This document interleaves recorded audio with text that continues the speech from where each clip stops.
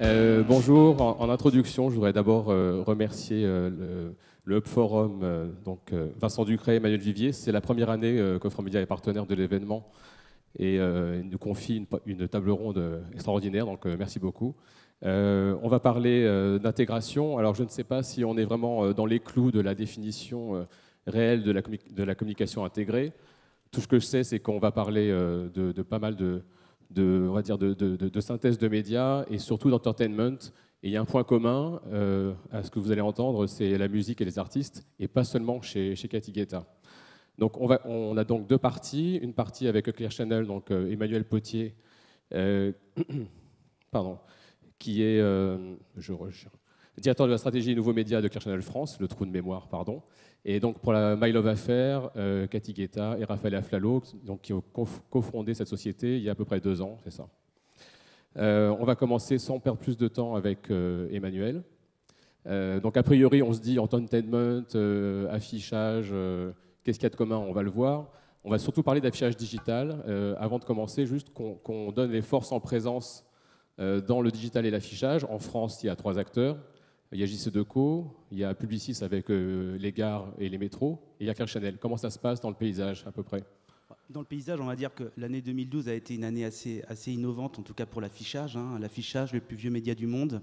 On connaît tous les affiches papier, on sait ce que ça représente dans notre quotidien, mais au final, quand on nous parle de digital et d'affichage, là, ça devient un petit peu plus complexe à imaginer.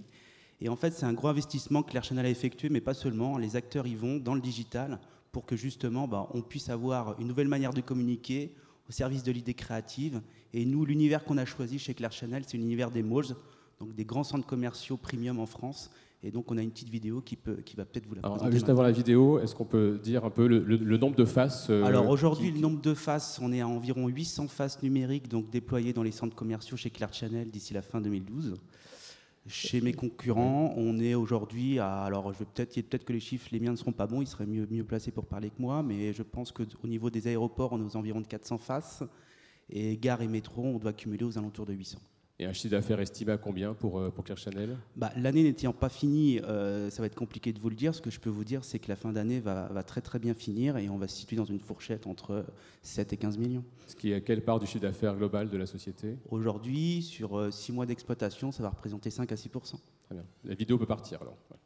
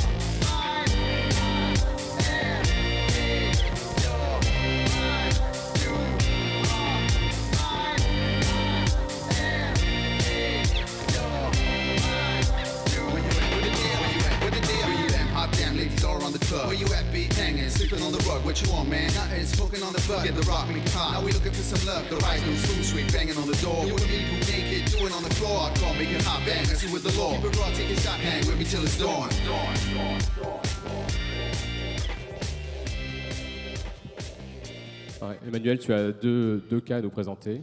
Voilà, donc je vais essayer de faire avancer là.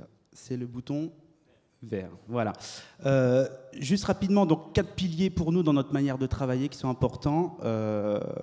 L'engagement, la richesse créative, l'immédiateté, la pertinence. Vous allez le comprendre à travers un cas concret qu'on a réalisé donc, pour le lancement du nouveau clip de Madonna, Give Me All Your Lovin' en février.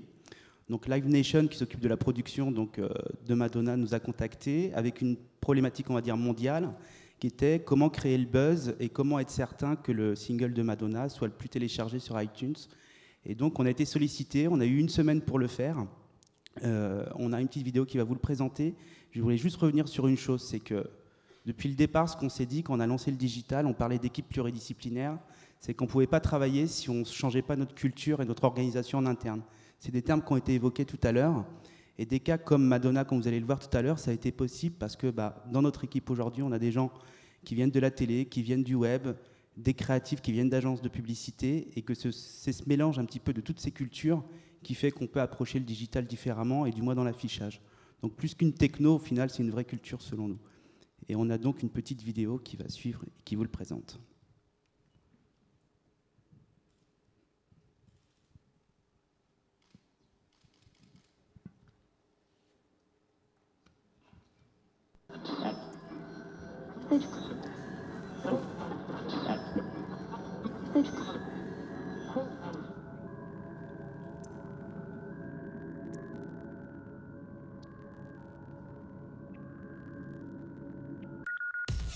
Lancement mondial du nouveau clip de Madonna, Give Me All Your Lovin', avec FGDJ Radio et Clear Channel. Hi, this is Madonna. À découvrir vendredi 3 février à 15h sur tous les écrans Clear Channel, aux 4 temps, à Belle-Épine, Paris 2, Val d'Europe et dans les plus grands centres commerciaux de France. Diffusion sur écran géant sur le parvis de la Défense à Paris.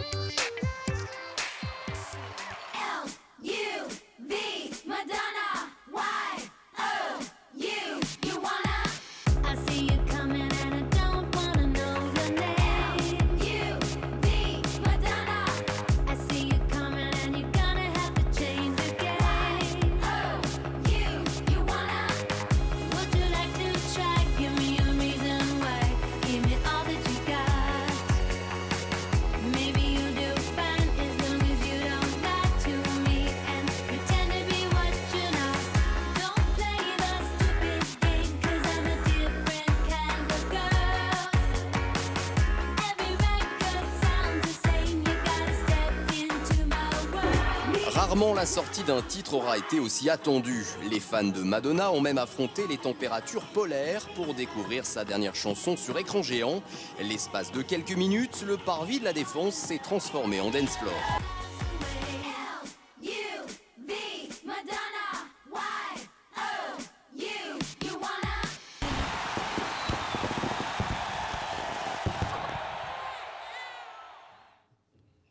Donc une opération qui est loin de l'affichage de nos parents. Oui, c'est ça. Et puis qui en fait repose sur des idées simples pour le lancement. Un compte à rebours, vu qu'on est en temps réel, on peut le diffuser partout. Donc un teasing, une révélation, génération de téléchargement après sur iTunes avec un QR code. Et bien sûr, on participe à la création du buzz avec une couverture presse qui va avec. Donc, je t'interromps une seconde. Cathy Guetta, vous pensez quoi de l'opération Madonna ? C'est une très bonne opération, mais j'aurais aimé, en tout cas, si moi je l'avais faite pour mon mari, j'aurais aimé qu'il y ait plus de monde qui danse sur le parvis. Mais bon, après... Il faisait froid. Mais il y aurait eu plus de monde, je vous le dis tout de suite. Mais bon. Emmanuel, tu as un autre cas à présenter, je crois, ou dans les temps, on peut... Non, l'autre cas, en fait, c'était une autre campagne qu'on a réalisée donc, pour la sortie d'un film qui s'appelait La colère des titans, où en fait on a été en mesure, grâce au digital, de faire un teaser de 10 secondes, de relayer tous les commentaires allociné.com sur les écrans digitaux que vous avez vus tout à l'heure dans la vidéo, et en même temps de faire un compte à rebours de la prochaine séance du cinéma le plus proche. Donc on se rend compte qu'avant, un message simple, on va dire en affichage, c'était une belle création et ça suffisait. Aujourd'hui, on est vraiment dans une nouvelle ère où on est capable de jouer avec les réseaux sociaux, on est capable de jouer avec les comptes à rebours, on est en temps réel, on participe à la création du buzz et on peut le relayer et créer du trafic. Donc c'est pour nous une vraie révolution, du moins une évolution. Merci. Donc on peut faire du social et du contenu en affichage. Donc on va passer à My Love Affair. Il y a pas mal de tweets qui réclament entendre Cathy Guetta. Donc, je vais passer donc la parole à Raphaël Aflalo pour commencer. Donc qu'est-ce qui t'a pris de passer d'agence média au show business comme ça instantanément? Ça c'est une formidable rencontre avec Cathy il y a à peu près 2 ans. Mais je reste du côté des médias, puisque j'ai justement considéré que les artistes, et au premier titre, justement, David et Cathy, étaient des médias à part entière, parce qu'à l'époque où on s'est rencontrés, il y avait plus de 13 millions de fans. Donc c'est vrai que moi, avec un parcours digital, et puis ensuite en agence média, je me suis dit qu'il y avait un vrai enjeu à créer un nouveau modèle, en considérant qu'on pouvait partir d'une célébrité et puis de construire un système de communication intégré, on est là pour ça, autour de l'artiste et puis de ses fans. Donc si on parle d'intégration, on va parler d'un cas en particulier. Donc est-ce que tu vas en parler pour illustrer un peu le propos général? On va commencer par ça, puis après on développera. D'accord. Bon, en fait, vous allez voir rapidement. Donc la deuxième campagne, c'est vrai que quand on a lancé la société à peu près il y a 1 an et demi, on a démarré en fait avec un premier deal autour de David, puisque c'était la première célébrité qui était signée chez My Love Affair, et donc un deal avec HP. Et là, Cathy peut en parler aussi. Il y a eu énormément d'événements. On a suivi Cathy et David à travers leurs 5 villes favorites pour voir en gros comment ils s'organisaient dans leurs soirées, etc. Donc du contenu qui était ensuite diffusé sur les chaînes de David, sur les chaînes d'HP, etc.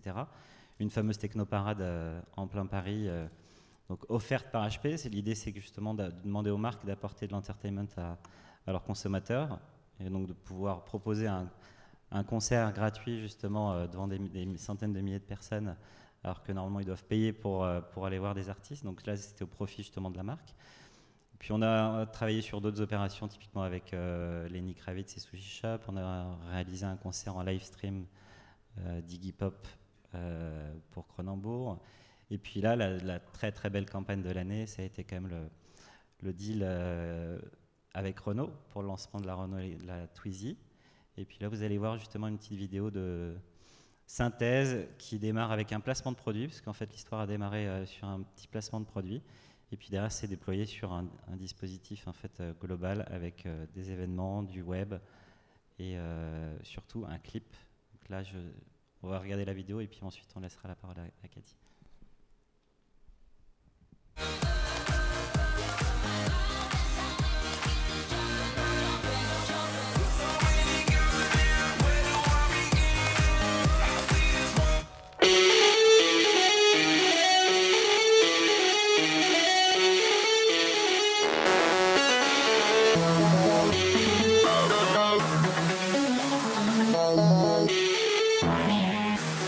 Je vous demande d'accueillir sous vos applaudissements Cathy et David Guetta.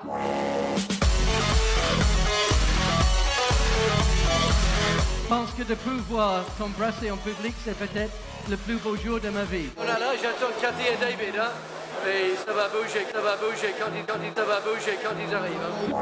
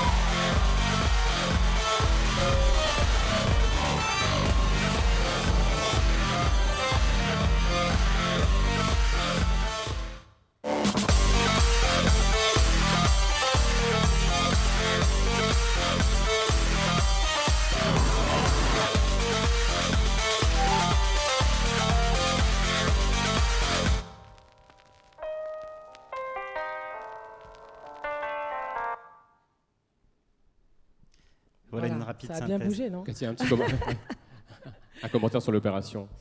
Alors tout d'abord, ce que je voulais dire, c'était qu'en regardant ce petit montage, ce qui en ressort, c'est que je crois qu'une belle opération entre des artistes et une marque, c'est que les deux, évidemment, existent et que l'un apporte à l'autre, dans l'univers de l'autre. Et c'était très important lorsqu'on a fait la première rencontre avec tout le staff Renault. La sollicitation que nous avions de la part de l'équipe Renault de nous prendre, de faire de l'endorsement, de créer une histoire autour de l'air électrique et la Twizy, nous a séduit tout de suite, mais ce qui nous a séduit, c'était la volonté de la part d'une marque comme Renault de rentrer dans l'univers Guetta, de rentrer dans l'univers de la fête, du clubbing, et non le contraire, parce que ça n'aurait pas marché, et que je trouve que les meilleurs mariages, les meilleurs partenariats sont, eh bien, voilà, ceux que la marque rentre dans l'univers de l'artiste. Et on l'a fait pleinement avec Renault, on l'a fait avec un clip en prenant le choix d'Alphabet, qui était un single de musique, mais vraiment purement électronique de David. Sans Renault, il n'y aurait jamais eu un clip autour de ce single, parce que dans l'album de David, il y avait un CD plus commercial avec des titres, des featuring, des chanteurs, etc. Et il y avait un CD purement électronique, et il n'aurait jamais fait un clip sur le morceau électronique. Donc c'était aussi important pour David de se dire que si on faisait un partenariat avec Renault, grâce à Renault, on allait faire exister ce morceau Alphabet qui a qui a connu un succès dans les initiés de l'électro, etc. Et de faire aussi, on a vu l'atelier Renault, donc c'est tombé, c'était complètement un hasard que le lancement de la Twizy, on l'ait fait le jour de mon anniversaire, mais ça c'était un pur hasard. Mais ça a donné et ça a rendu une fête autour de la Twizy, et que je sais faire puisque c'est mon métier. Donc là aussi, il y avait une vraie légitimité. Ibiza, d'emmener cette Twizy qui est dans le cœur de cible, et la volonté de Renault était de toucher les jeunes, les 15-20, enfin oui, de toucher les jeunes, et que ce soit une petite voiture urbaine, facile, drôle, moderne, et voilà. Donc dans toutes les opérations liées à la Twizy de la part de Renault, elles étaient pensées. Le réalisateur, on a eu vraiment une aisance dans le choix du réalisateur, voilà, dans tous les choix artistiques du partenariat, on était impliqués, et Renault a vraiment suivi nos conseils, quoi. Donc, et je crois que ça a été un vrai succès pour Renault d'emmener aussi les jeunes dans une marque, chez une marque qu'ils avaient un petit peu oubliée, et c'était tout le pari de la maison Renault de reséduire les jeunes, et je crois qu'on y est arrivé. Voilà, dans cette belle opération. Raphaël, en termes plus cuisine, technique, planning, donc on parle d'intégration, on parle... Comment c'est venu? C'est quoi? C'est la cible en fait qui a généré le partenariat. On parle d'intégration au niveau de la cible et pas au niveau des moyens. Comme vient de dire Cathy, en fait, au-delà du lancement, parce qu'ils n'avaient pas non plus des ambitions d'en vendre des millions et des millions, même si ils ont justement réalisé leur score et puis les ambitions qu'ils avaient en termes de vente, mais surtout de rajeunir la marque en fait. Ils avaient clairement, comme le dit Steve Norman, un vrai problème face à des marques comme Volkswagen ou Audi qui sont beaucoup plus préférées justement des jeunes, et donc c'était de redorer un petit peu l'image et de pouvoir attirer la plus jeune clientèle vers la marque aux losanges. Donc il y a eu en tout cas énormément en fait, d'études derrière qui ont été réalisées. C'est vrai que l'impact au niveau des jeunes a plutôt fonctionné. On voit que c'est un véhicule qui est une connotation branchée aussi, puisqu'il y a plusieurs créateurs maintenant qui s'y intéressent, etc., et qui vont sortir des collections. Donc oui, l'opération est très bien réussie. Et des deux côtés aussi, ce qui est intéressant, c'est, on le voit si on regarde sur Alphabet, qui est un titre électro, 100%, sans parole, on va dire, il est passé sur les ondes d'FG grâce aussi à la promotion de ce clip, etc. Donc c'est... Et donc au niveau opérationnel, donc c'est passé par Publicis. Et combien d'entités de Publicis ont participé à l'opération? C'est intéressant parce que là c'est un cas de communication intégré sur l'ensemble des médias. Vous avez vu de l'événementiel, une production d'un clip qui a été tourné à Los Angeles, justement avec des moyens cinématographiques. Il y a plusieurs événements, un salon de l'auto aussi. Et je vous passe tous les détails aussi sur tout ce qui était activation digitale. Il y a eu un morceau en 3D audio. Vous pouvez écouter Alphabet avec un casque et l'entendre en réel 3D, non pas en stéréo. Et donc oui, on a eu en fait en face l'ensemble du groupe Publicis qui a mis au service justement de Renault toutes les agences. Donc c'est passé de Publicis Conseil sur la création à Moxie, ex-Newcast, Publicis Events, j'en oublie encore, et il doit y en avoir une dernière, mais je ne me rappelle pas. Mais globalement, toutes les agences du groupe ont travaillé. Et ce qui est intéressant, c'est que nous, on faisait la coordination sur l'ensemble. On était le SAS, en fait, entre Publicis, Renault, et puis Cathy et David. Depuis le début de My Love Affair, on a eu combien d'opérations avec David Guetta? En fait, en 2011, il y en a eu une avec HP. Et 2012, il y en a eu deux. Coca-Cola Burn, qui était... Oui. Donc, si tu veux en parler un petit peu. Voilà, avec le groupe Coca-Cola. Donc, c'était sur leur marque Burn. Voilà, qu'ils avaient envie d'imposer aussi dans l'univers de la fête, du clubbing et des festivals, de la musique. Et donc voilà, et encore une fois, le partenariat avec le groupe Coca-Cola a été bénéfique pour eux, mais pour nous, on leur avait présenté en action de produire un documentaire sur l'univers du clubbing, sur l'histoire du clubbing et surtout sur ce phénomène de DJ superstar aujourd'hui, parce que c'est les nouveaux groupes de rock, les DJ aujourd'hui. Voilà. Je peux vous interrompre une petite seconde, oui. Il reste 3h30 et oui. j'ai encore deux petites questions. Oui. Le fait d'avoir toutes ces opérations, comment on fait pour ne pas saturer, parce que de voir du David Guetta tous les 6 mois, comment on le gère en fait au niveau de la communication, quoi? Est-ce qu'il y a une gestion de la rareté là-dessus quand même? Alors, bien sûr. Bah, oui, puis de toute manière, on est sollicité énormément en ce moment, on a cette chance. Mais évidemment qu'on ne dit pas oui à tout et voilà, on ne fait que les choses qui sont voilà, dont on sait voilà, qu'on va aimer les faire, qu'on va aimer les produits. Qu'est-ce que vous refusez? Mais on refuse tout le temps. On refuse plein de fois. Puis même David, je veux dire, là, la Twizy, c'était... Par exemple, l'alcool, systématiquement, il y a énormément de demandes entrantes. Oui, l'alcool, mais même plein de choses. Et nous, on est des passionnés avec David, des passionnés de la fête, de la musique, des gens, de leur faire plaisir. Et en même temps, on a un cœur de cible aussi qui est là, qui nous suit. Il y a des millions de fans partout, sur toute la planète, dans tous les continents qui vont écouter David. Là, il fait une tournée en Asie, etc. Et on ne doit pas les décevoir. Donc, si on accepte de représenter un produit, une marque, il faut que ce soit en adéquation avec eux. C'est important. Et combien ça coûte pour un annonceur? Combien ça coûte pour un annonceur l'opération avec David Guetta? Beaucoup moins cher que ce que ça rapporte. Non, mais surtout, voilà, l'intérêt, c'est ce que je disais en intro, c'est de considérer que maintenant une célébrité, quand elle compte des millions de fans, juste pour vous donner une idée, si on additionne le top 40 des artistes en général mondiaux sur Facebook, ça cumule quasiment le reach en fait total global, le milliard de membres de Facebook. Donc c'est intéressant, c'est qu'en fait on peut toucher avec 40 artistes globalement l'audience Facebook. Donc ce qui est intéressant, c'est voilà, on a à travers ce type de campagne énormément, on l'a pas vu là, mais énormément d'earned media avec des retombées presse dans tous les sens, avec justement du reportage. Voilà, les apparitions salon de l'auto sont passées JT, donc on a énormément de contenu qui est généré grâce à l'impact en fait de travailler avec une célébrité. Donc c'est aussi... Alors je vais vous interrompre un instant parce que Vincent Ducré, l'organisateur du Hub Forum, me fait signe que vous avez 10 minutes de plus parce qu'on aimerait en profiter compte tenu que ça buzz pas mal et je pense que la présence de Cathy n'y est pas pour rien. Si dans la salle vous aviez des questions à poser, eh bien n'hésitez pas, on vous fera parvenir un micro. Donc, ça, c'est le pouvoir de négociation de Cathy Guetta. Elle arrive plus 10 minutes. Voilà, c'est formidable. Je n'ai rien dit, je n'ai rien fait, je vais rester sur scène. Ça se passe comme ça chez les clients, j'imagine. C'est toujours comme ça. Chez Renault, ça s'est passé de la même manière. Oui. C'est toi qu'on voulait rester plus longtemps avec moi. Hein. Ouais. Raphaël, on peut peut-être faire la différence entre l'endorsement qu'on connaissait et maintenant cette nouvelle génération que vous avez mis en place avec David Guetta. Comment on peut le qualifier, cette différence dans le type d'endorsement qui est mis en place? Bon, en fait, c'est deux, on va dire, deux modèles qui se confrontent. L'endorsement a toujours existé, on n'a rien inventé là-dessus. Les fameuses pubs L'Oréal ou avec des égéries, et puis même dans le placement de produits, ne serait-ce que dans les James Bond et autres.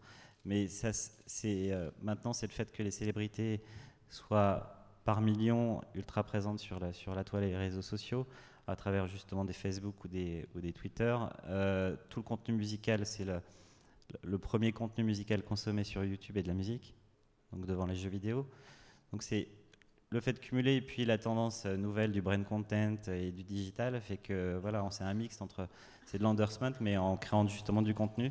c'est de faire venir, comme l'a dit Cathy, la marque dans l'univers, non plus d'apposer l'artiste en célébrité, en pose commerciale devant le produit, mais c'est plutôt d'inviter la marque dans son univers et de pouvoir appréhender justement les valeurs de l'artiste et derrière de le déployer sur tous les canaux. Donc on le voit, même si on est très digitaux, que ce soit les artistes là ou moi sur mon parcours, vous voyez que dans l'ensemble en fait, des dispositifs, il y a aussi beaucoup d'événementiels et de contenu. Donc, alors, peut-être que quelqu'un veut poser une question dans la salle. N'hésitez pas à lever la main et puis on va vous apporter le micro. Est-ce que vous avez éventuellement une question? Non, apparemment. C'est plus sur la toile que ça bosse. Si, mademoiselle.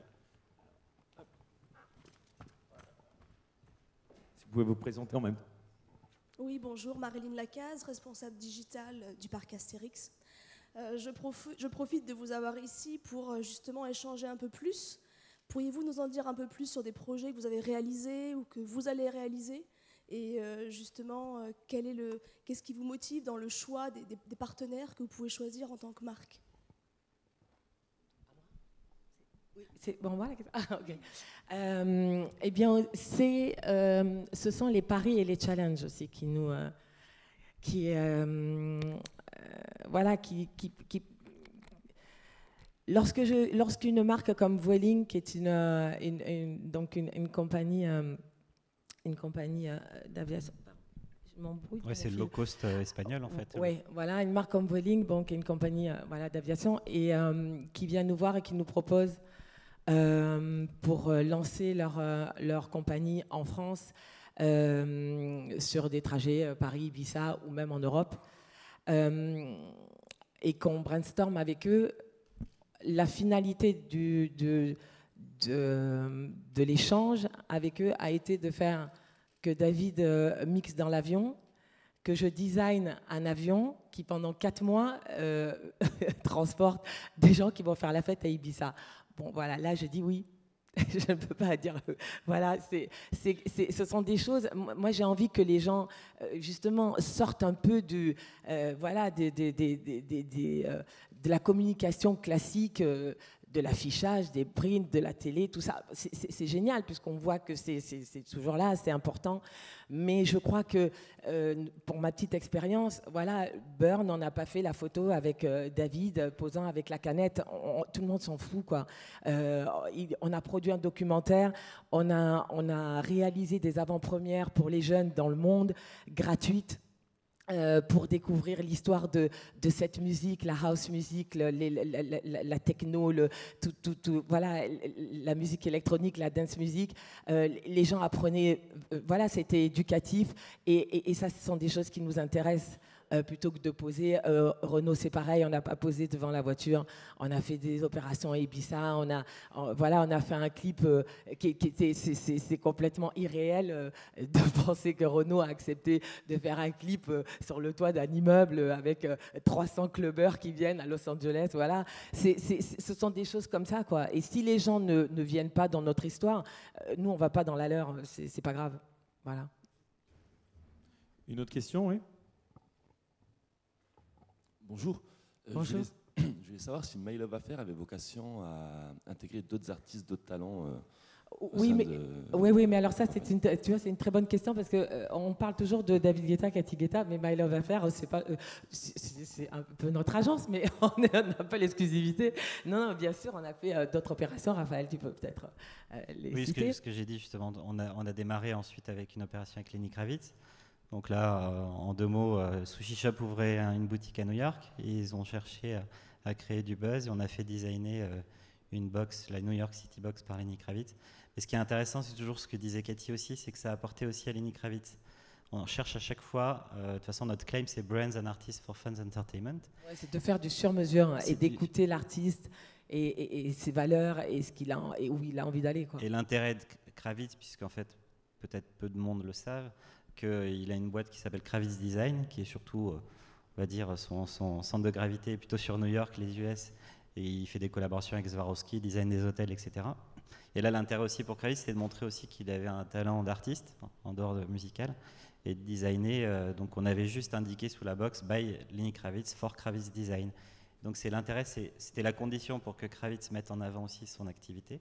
et Sushi Shop a bénéficié d'une méga star. Et donc, ce qui est intéressant, on a des chiffres, il y a eu plus de 20% de trafic, mais surtout, ça a fait manger des sushis à près de 8% des gens qui n'avaient jamais testé les sushis, parce qu'ils voulaient avoir la box de Lenny Kravitz. Donc, et puis voilà, sur d'autres artistes, là, on a envoyé Amel Bent dernièrement pour Procter & Gamble au Sénégal dans le cadre du programme Always UNESCO. On a travaillé avec aussi d'autres artistes, Iggy Pop avec Cronenbourg. Donc oui, on a démarré bien sûr avec les Guetta, mais l'ambition c'est de devenir vraiment une agence spécialisée sur la musique en général.